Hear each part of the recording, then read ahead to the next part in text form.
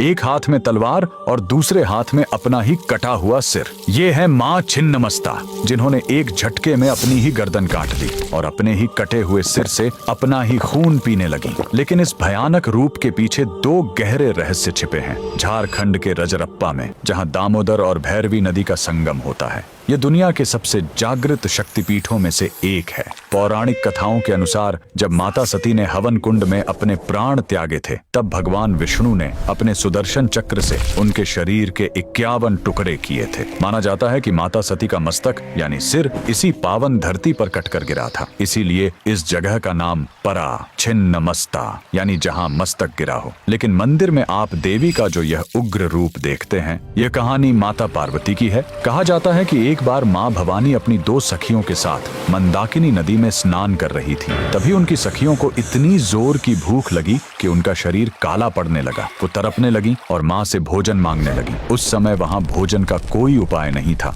अपनी संतानों की ऐसी तरफ एक माँ से देखी नहीं गई। उन्होंने अपनी खड्ग उठाई और एक ही झटके में अपना ही सिर धड़ से अलग कर दिया। कहा जाता है कि उनके धड़ से खून की 3 धाराएं निकलीं।